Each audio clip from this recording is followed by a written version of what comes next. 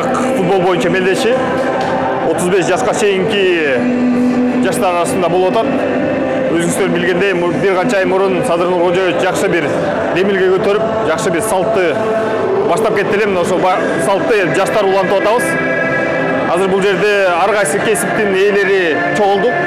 Бардыгы жаштар, жаш мугалимдер, жаш дарыгерлер, жаш блогерлер, жаш журналисттер, жана жаш мамлекеттик кызматкерлери. Мына ошолордун бардыгы бүгүн достук, ынтымак мелдешинде бири-бири менен ат салышып атат. Негизги максат биримдикке чакыруу, дени сак жашоого чакыруу, анан бири-бирин танып алсын, жаштар бирибизди билелик, келечек баарыбыздыкы бир. Ошондуктан ошонун үстүнөн чогуу иштейлик деп бардыгы бир ураа менен берге чогултуп атабыз.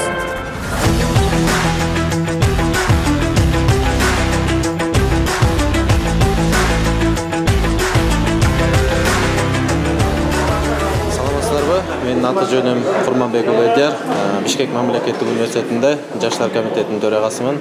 Азыркы учурда Маданият, маалымат жана спорт министрлиги уюштуруп жаткан келечек турниринде мугалимдер атынан катышуудабыз. Азыркы учурда турнир аябай кызыктуу болуп атат.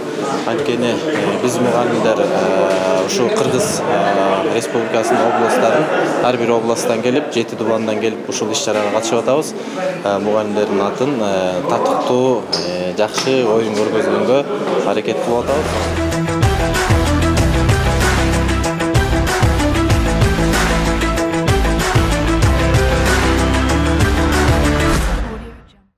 Келечек турнири учурда 8 команда катышып атат.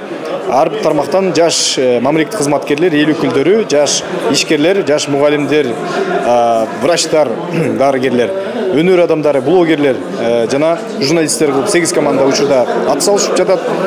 Турнирди дегиле жалпы биздин ушул досторубуз, өзүбүздүн ушул мындай ишкер досторубуз, демирчүлөрүбүз менен биргеликте эле уюштурдук. Ал эми бул турнир 2-3 айда бир жолу ар облуста өткөрүп туруу чечимин кабыл алып, мына бүгүнкү эстафетаны биз Ош облусуна өткөрүп бердик.